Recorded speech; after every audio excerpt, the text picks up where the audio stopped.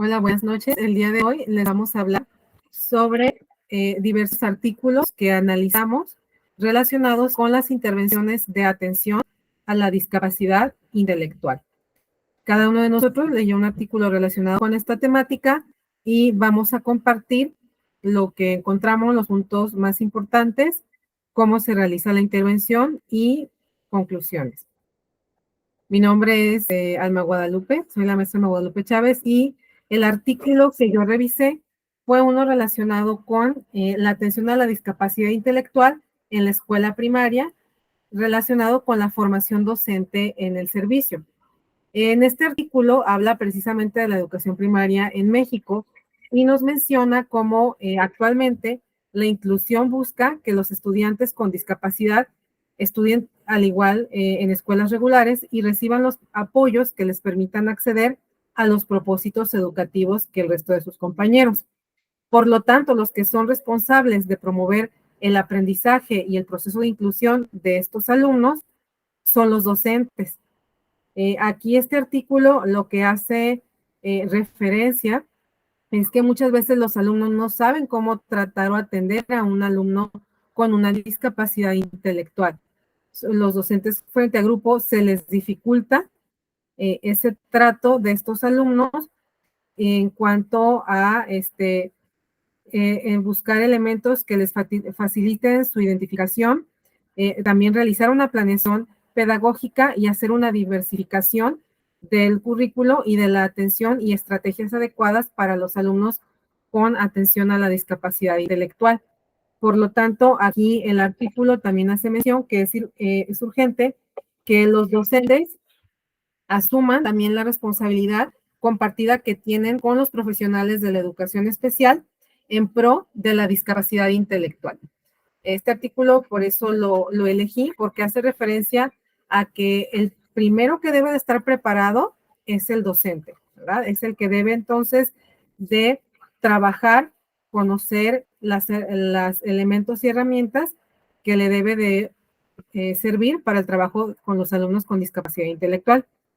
Ya sabemos que, también lo menciona aquí, en México pues ya existe un marco legal en materia educativa y sobre todo en educación especial. Y sin embargo, no todos los alumnos con discapacidad intelectual se benefician de la educación regular. Existen niños con discapacidad intelectual quienes asisten a escuelas, pero no reciben una atención acorde a sus necesidades, muchas veces por falta de desconocimiento de sus profesores, del docente, de cómo hacer ese trato a los alumnos con discapacidad. Y es claro, por lo tanto, eliminar estas barreras que obstaculizan, la participación de los alumnos con discapacidad intelectual, ya que debe de promoverse el desarrollo en las escuelas regulares, su adecuación a una pedagogía centrada en el niño y la competencia profesional docente, ya que es prioritario trabajar con la formación y capacitación continua y adecuada, también especializada, hacia el docente para que satisfaga las necesidades de los alumnos con discapacidad intelectual. Aquí un componente que mencionaba el artículo también que me llamó mucho la atención es que el conocimiento y entendimiento del docente va a hacer que el alumno se pueda trabajar o mejore en cuanto a que se cubran y se atiendan sus necesidades y sus características en cuanto a la discapacidad intelectual, ya que así ellos reciben una atención adecuada hacia la condición que están presentando.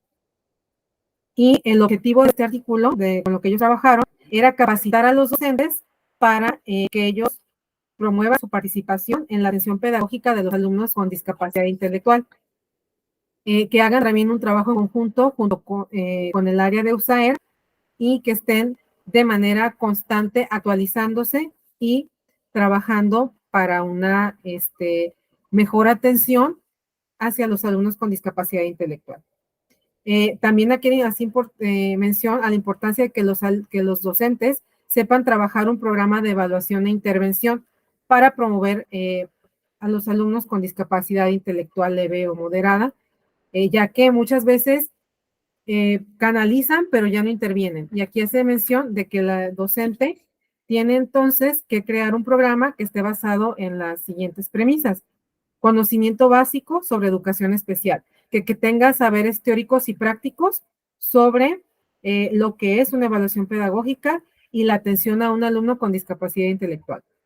La participación en la evaluación psicopedagógica, que es que el docente realice actividades dirigidas a caracterizar y a diagnosticar a los alumnos para que esto ayude a que tengan condiciones y una intervención adecuada para su condición.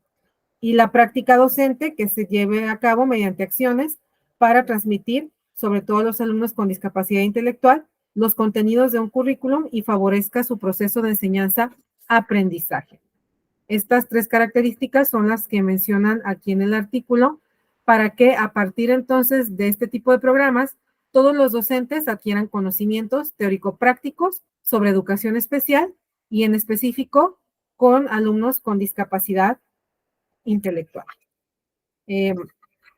Aquí también, como a modo del artículo, nos mencionaba que en la práctica es muy frecuente encontrar en escuelas primarias regulares, como sobre todo las que se encuentran en zonas marginadas, que persiste mucha falta de información y actualización docente en aspectos relativos a la educación especial y al trabajo colaborativo docente de USAER para hacer un diagnóstico temprano, completo y actualizado para que los alumnos con discapacidad intelectual sean incluidos en este proceso y que se cumplan acciones para que respecto a estos alumnos, participen en cuestiones dentro del aula igual que sus compañeros y que el docente tenga la capacidad de estar entonces trabajando con ellos. Y no solo se refiere a que los docentes adquieran conocimientos teóricos, sino también prácticos sobre educación especial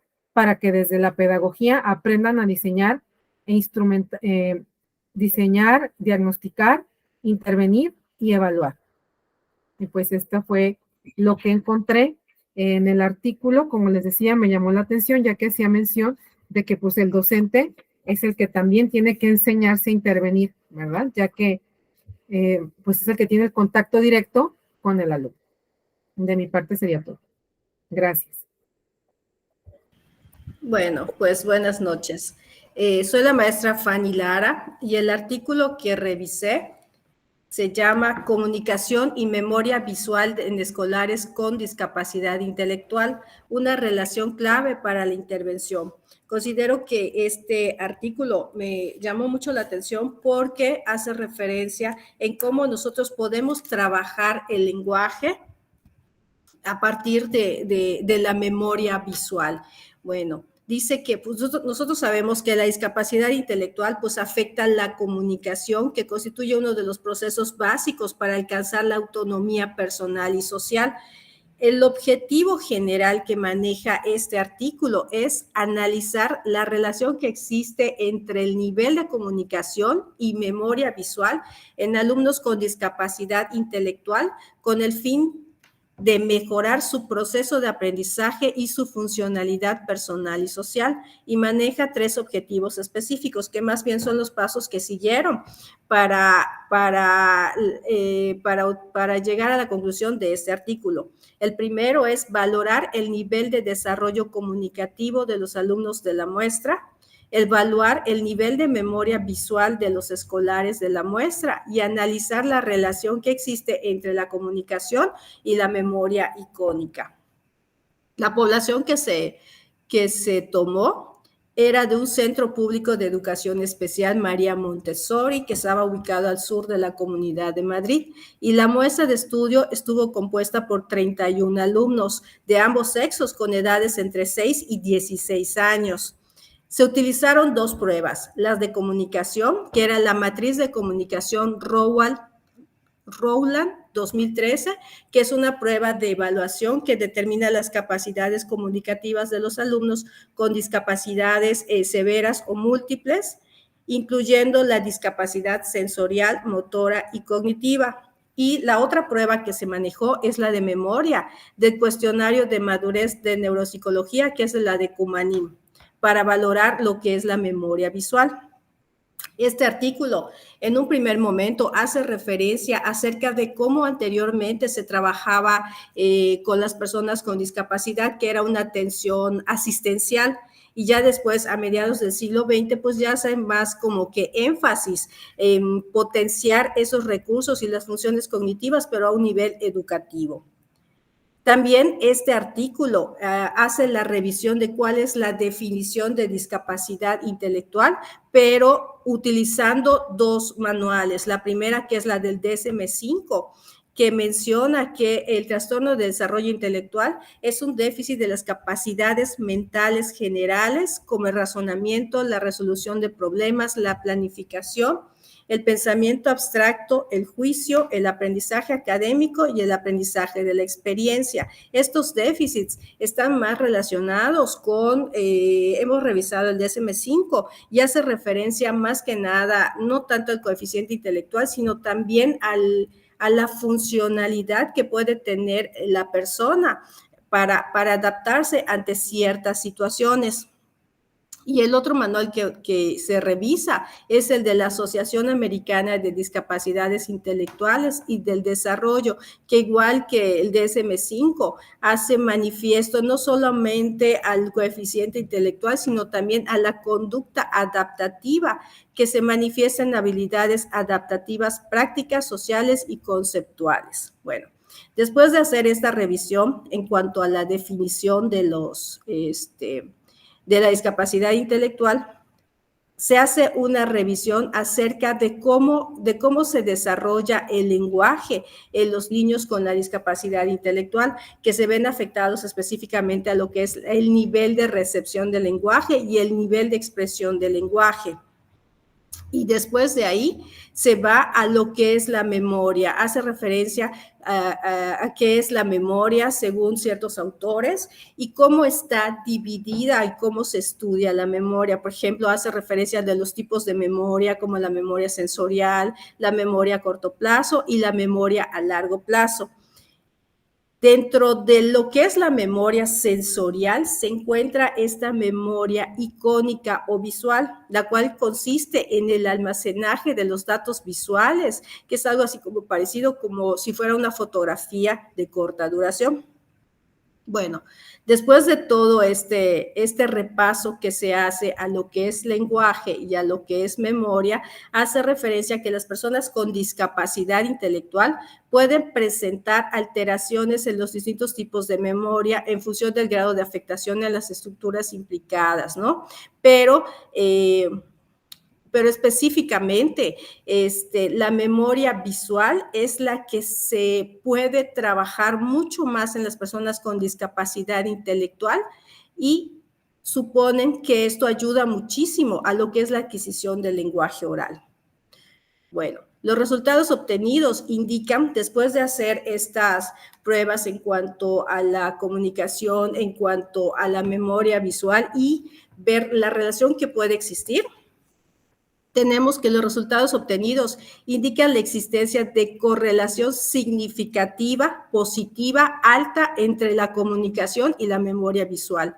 Estos datos tienen interesantes implicaciones educativas para la elaboración de programas de intervención en comunicación basados en potenciar los niveles de memoria visual en el alumnado con discapacidad intelectual y mejorar así su nivel de desarrollo académico, personal y social.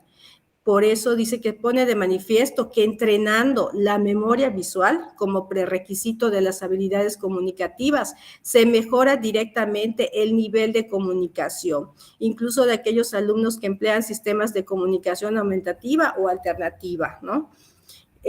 La finalidad de la intervención, pues, es dotar a las personas con discapacidad intelectual de los medios precisos para que puedan desarrollar en la medida de sus posibilidades un nivel comunicativo que les permita al menos expresar sus necesidades. Entonces, se me hizo muy interesante este artículo por la manera en que tú puedes ir abordando el potenciar y el desarrollar lo que es el lenguaje en los alumnos con discapacidad intelectual. Bueno. Muchas gracias.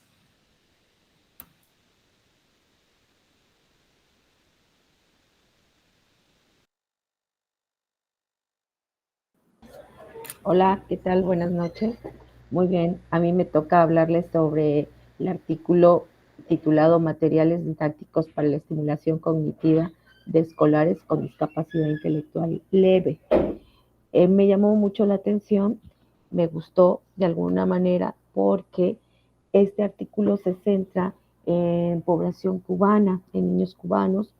La edad que oscilan es entre los 6 a 9 años de edad aproximadamente y se aplica en una primaria al sur de Cuba, si no mal recuerdo, y se aplica a 60 niños. Bueno, ¿cuál es la intención de este estudio?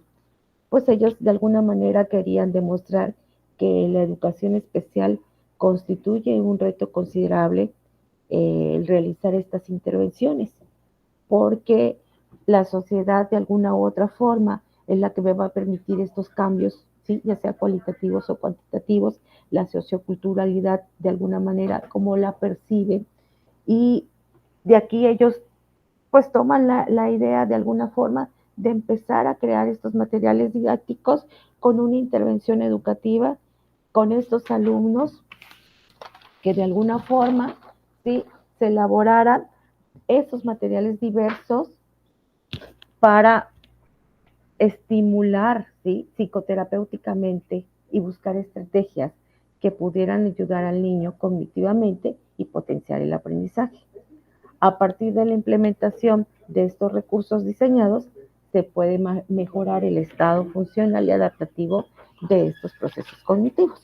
Para ello, hacen uso ¿sí? de formas diversas de estrategias como la restauración, restitución, que se centra en un modelo de eficiencia centrado también en las premisas de la repetición y la práctica para mejorar las tareas de ejecución. Hay otra estrategia que maneja mucho que se llama la compensación. Esta se centra en asumir que la función alterada no puede restaurarse y por ello se intensifica y se potencia el empleo de diferentes mecanismos alternativos, habilidades o preservar ¿sí? en el alumno la potencialidad del aprendizaje. Hay otra estrategia que utilizan que se llama sustitución, que se basa en enseñar al sujeto de diferentes estrategias de propiocepción que ayudan a minimizar las dificultades resultantes de las disfunciones cognitivas.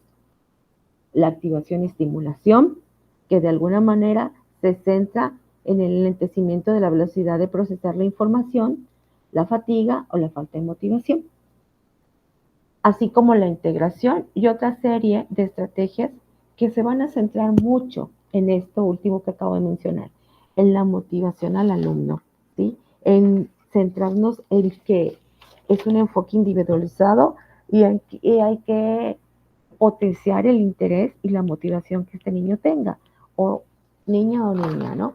Para ello hacen uso de diversos materiales como las mandalas, las funciones prácticas, los ejercicios visoconstructores que apoyen en la lectoescritura, las letras en el espacio para optimizar procesos de atención y percepción a través de la identificación de objetos en el entorno, colorear figuras que permitan potencializar las funciones ejecutivas y el razonamiento lógico, las actividades motoras, ejercicios gráfico-motores, animales de la granja, que de alguna manera también ayude a potencializar la parte auditiva. Y se observa que en el tiempo de ejecución ¿sí? se tiene una mayor capacidad de atención en los niños porque estamos trabajando en el interés y en la motivación. Entonces, realmente este estudio me gustó porque se centra en las necesidades, pero pensando siempre en que esta necesidad sea de interés y motivacional para el niño. Porque estas dos palabras, la motivación y el interés, lo que va a funcionar es que haya una mejora del aprendizaje. En general, ellos también hacen hincapié en que la discapacidad intelectual pues es un trastorno que comienza durante este periodo del desarrollo, pero que este trastorno tiene muchas limitaciones y no solamente se centra en el funcionamiento intelectual, sino también hay que pensar en los dominios conceptual, social y práctico y centrarnos entonces en estos dominios para potenciar el interés, la motivación. Es decir, si mi niño yo veo que tiene una mayor inclinación a esta parte social, pues voy a trabajar con actividades que sean placenteras para potencializar este lado, ¿no? Y podemos tener un mejor funcionamiento cognitivo, que eso es lo que enfatiza la parte de este artículo, ¿no? La capacidad adaptativa del niño en las diferentes áreas, la comunicación, el cuidado personal, la vida cotidiana, las habilidades personales que puedan llevar a un mejor funcionamiento en su vida diaria y por lo tanto pues una mejor capacidad en la atención y en el aprendizaje. Gracias.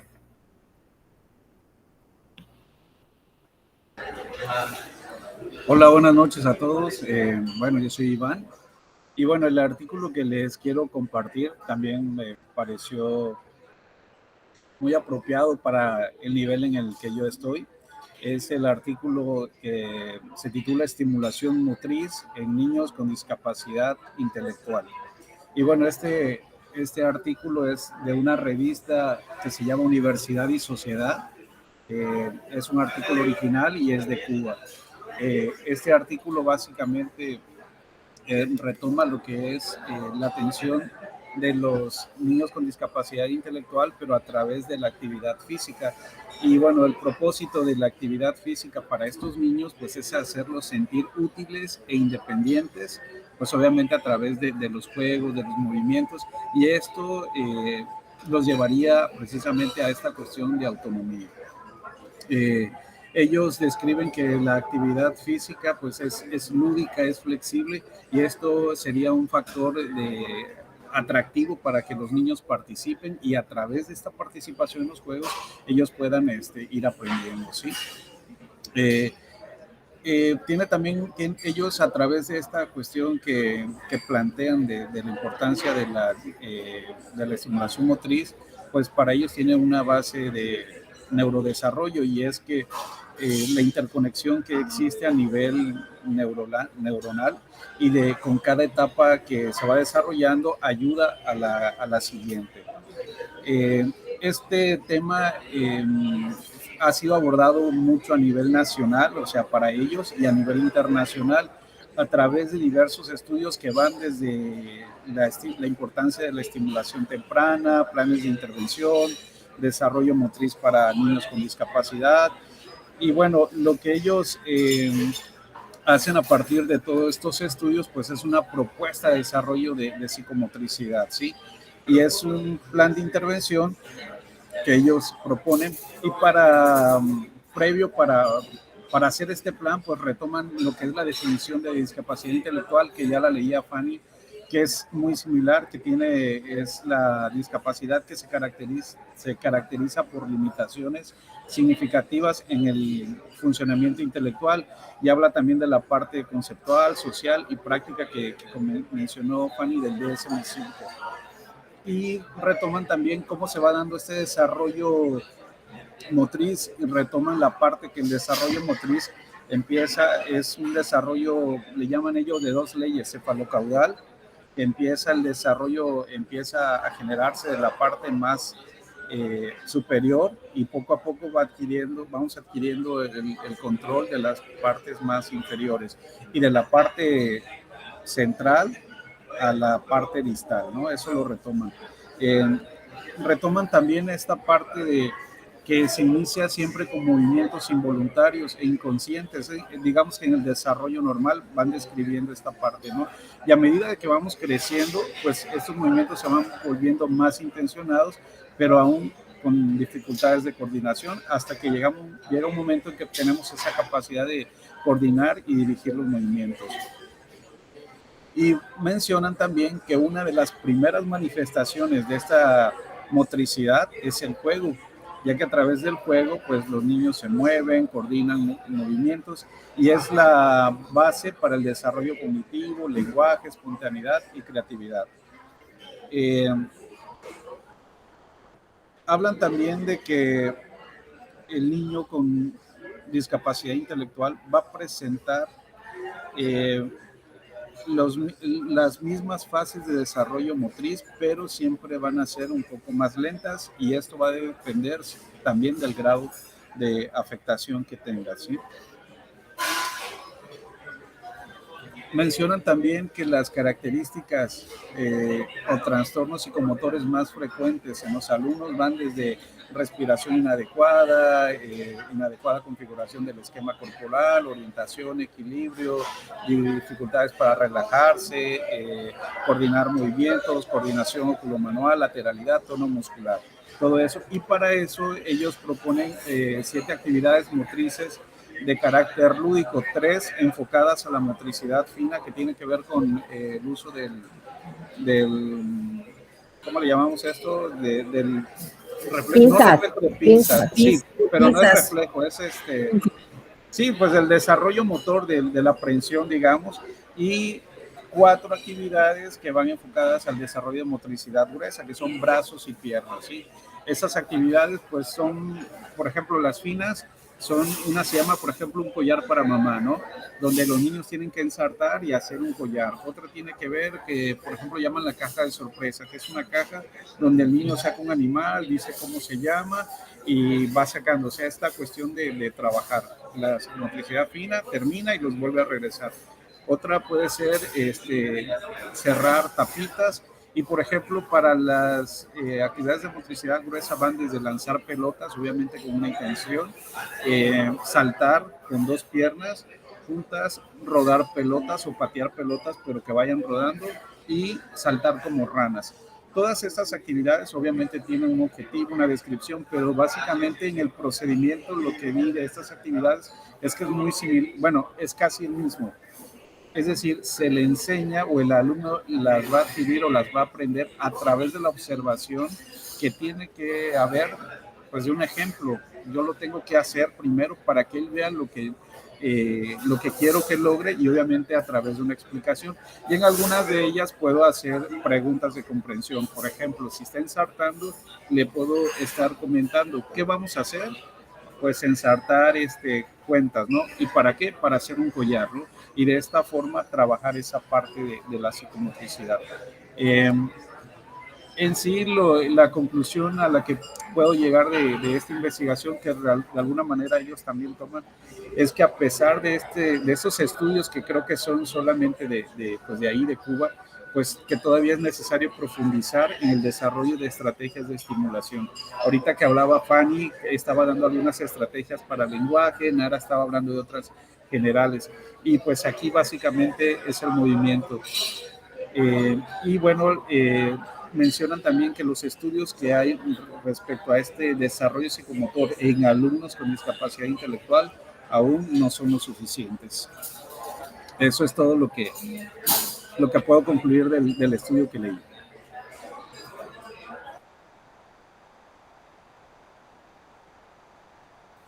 Gracias, buenas noches, yo soy la maestra Vero y yo leí un artículo que se llama Programas de Intervención Socioeducativos para Personas con Discapacidad Intelectual, una revisión sistemática. Este es de una revista brasileña, pues en su versión en español, y el objetivo de este estudio fue analizar los programas de intervención dirigidos a los niños, adolescentes y adultos con discapacidad intelectual dentro del enfoque de inclusión social y educativa.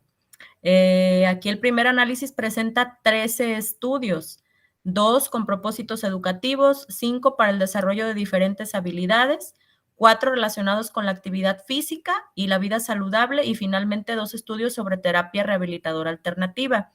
En sí, este documento pues nada más es como un análisis de cada uno de estos programas de intervención con enfoques diferentes y checar qué tanto han sido favorables esos resultados.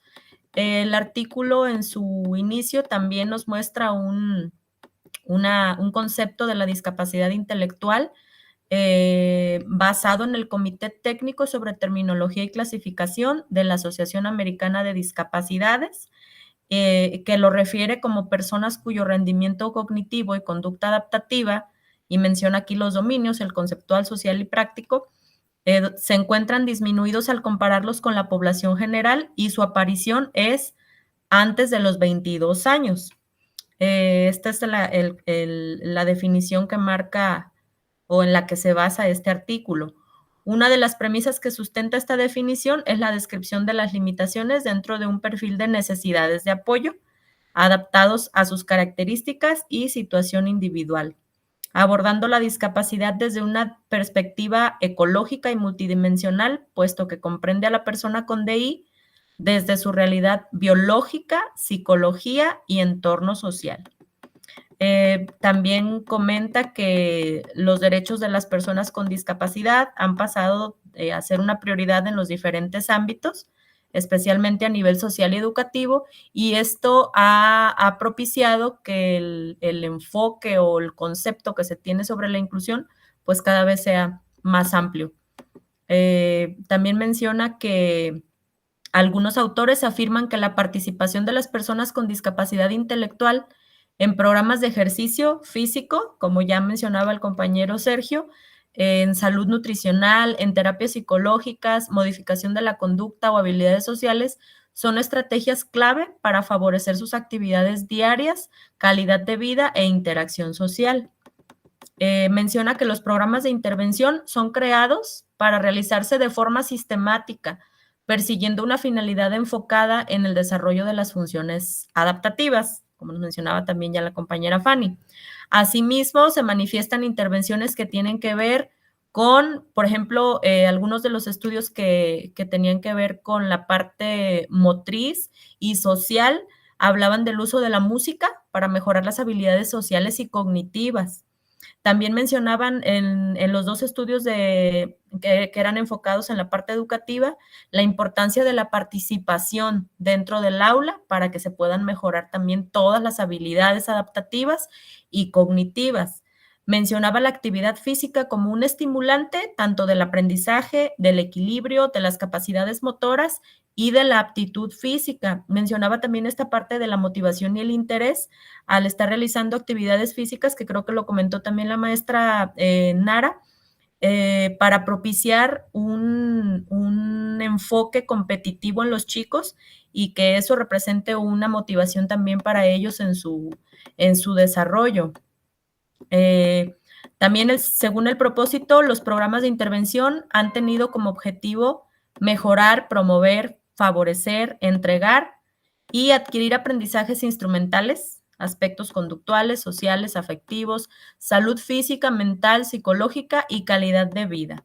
Y pues a manera de conclusión, el programa, el artículo, perdón, afirma que hay una necesidad de incluir programas de intervención de actividad física. Ya vimos que sí es algo que se está estudiando, que está teniendo a lo mejor resultados favorables en el plan de estudios de las escuelas especiales y regulares, complementando la enseñanza del aula. También afirman que los programas de intervención realizados de manera colaborativa por un equipo multidisciplinar y en entornos comunes pueden tener efectos positivos. Ese fue, a grandes rasgos, las conclusiones que se obtienen de este estudio.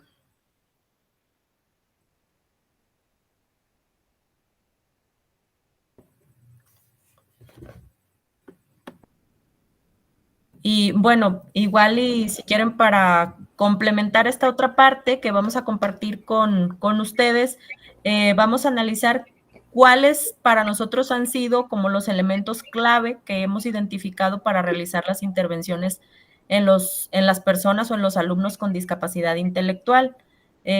Yo pude rescatar, bueno, de lo que estuvieron hablando todos los compañeros, que un elemento clave siempre va a ser conocer tanto las fortalezas como las limitaciones a nivel cognitivo, primeramente, que tengamos en nuestro alumno con discapacidad, porque como sabemos, las diferentes conceptualizaciones que hemos revisado el día de hoy se enfocan desde ver la parte adaptativa, qué tan afectada está, y ver la parte cognitiva, si estamos requiriendo un apoyo leve o un apoyo más profundo, ¿verdad? También creo que otro elemento clave sería identificar el funcionamiento mediante un instrumento muy completo, identificar el funcionamiento adaptativo en todas las áreas para poder saber cuáles son aquellas que vamos a tener que abarcar. Y por último, yo aquí anoté plantear los objetivos en función de las características tanto personales de la persona con discapacidad como del contexto en el que lo estamos realizando, porque sabemos que va a haber casos en los que vamos a poder contar con apoyos, en los que a lo mejor el contexto sí favorece porque podemos encontrar instituciones de las que podemos apoyarnos para todo este trabajo multidisciplinar, y a lo mejor va a haber otros contextos en los que desafortunadamente pues no tenemos esas mismas oportunidades para poder canalizar a los alumnos. Claro, y una vez teniendo esas características muy claras y muy bien definidas de las personas que presentan discapacidad, pues podemos dar una mejor intervención, proporcionando esos medios suficientes para ir desarrollando esas habilidades en las que están teniendo estas limitaciones. Es correcto. Y pues, por supuesto lo que ustedes decían, ¿no? No perder de vista esas capacidades, esas potencialidades, esas destrezas, porque son las que nos van a permitir ahora sí centrarnos y planificar una estrategia individualizada, ¿no? Para el niño, y esto pueda potenciar esas destrezas de las que comentaban Fanny, Verónica y los chicos, ¿no? Bueno, yo puedo concluir a partir de lo que escuché de ustedes y de lo que leí. Pues bueno, lo principal, la importancia de trabajar en interdisciplinario, porque leía lo que estaba yo así, lo que analizaba, y pensaba yo en el maestro de educación física de las escuelas regulares, ¿no? Y qué importancia tienen también cuando nosotros les decimos qué necesitan lograr los alumnos independientemente de la condición que tengan, y cómo ellos pueden ser un recurso también para que esos alumnos aprendan. Eso me parece importante, retomar esta cuestión del trabajo interdisciplinario para apoyarnos, ¿no? Retomo también la parte de la importancia de la intervención temprana. Sí, sí, la intervención temprana desde que nace el alumno y todo esto, pero pensaba también en nuestra intervención temprana, ¿no? Cuando vemos a los niños. A veces, por ejemplo, creo que lo hacen ustedes también, ¿no? Pero como por formación, nos sugerían siempre en la formación que desde que entra un niño ves cómo entra caminando, si viene caminando bien, si tiene pie equino y todo esto, ¿no? Lo observas en educación física, independientemente que sea derivado, ¿no? Desde ahí empiezas a ver, ¿no? El niño que cojea un poco, para justamente hacer esa intervención educativa temprana de detectar situaciones que pueden pasar por alto, pueden pasar desapercibidas. Rescato también la importancia del juego que mencionaba en el caso de psicomotricidad, que los niños es atractivo que aprendan a través del juego, de los retos de juego, ¿no? Y sobre todo que los chicos con discapacidad intelectual requieren de mucha repetición, de hacer una misma actividad muchas veces para que este esquema se les quede, y luego cuando ya tienen este esquema ya como más grabado, empezar a meter variables o variantes, pero leves, para que transiten de ese esquema que ya tienen a cómo lo ejecuto ahora cuando me cambió, no sé, el color de un elemento, o me cambió la posición, para ir transitando a esta flexibilidad cognitiva, ¿no? Que es pues donde vemos también que es una de sus características. Es lo que puedo rescatar.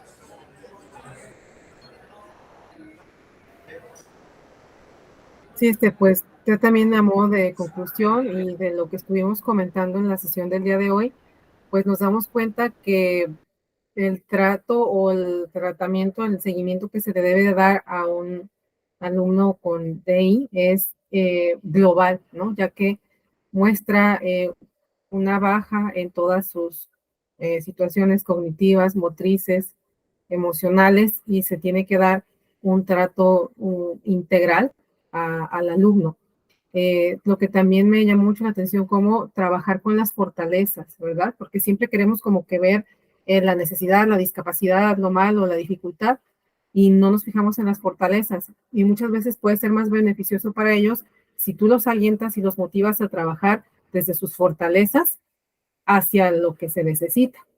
Y también cómo el trabajo interdisciplinar, ¿verdad? En cuanto al estudio que yo les decía que revisé, se fue aquí en el Estado de México, en Chimalhuacán, y fue con 6 docentes de una escuela primaria, y de los 6 no tenían una idea clara de lo que era la intervención, no sabían cómo llevarla a cabo. Entonces, también desde el docente, el maestro de educación especial, el trabajo en conjunto de los AER, el psicólogo, todos los que intervienen, la familia también es importante, ¿verdad? Cómo se debe de trabajar desde una manera interdisciplinar, ya que el trabajo con ellos debe de ser constante, como diario, ¿no? Como diario, estar como una gotita de agua que diario tiene que estar ahí cayendo en el mismo lugar. ¿Por qué? Pues porque ellos necesitan ese reforzamiento de las habilidades que están adquiriendo. Y pues a modo de conclusión, ya conocer también cómo se dan diferentes situaciones de un mismo, bueno, no es problema, de una misma situación, ¿no? Que es la discapacidad intelectual y cómo analizamos diferentes vertientes de la misma situación. Pues bueno, sería todo. Gracias y buenas noches. Buenas noches, gracias. Ya dejé de grabar. Buenas noches.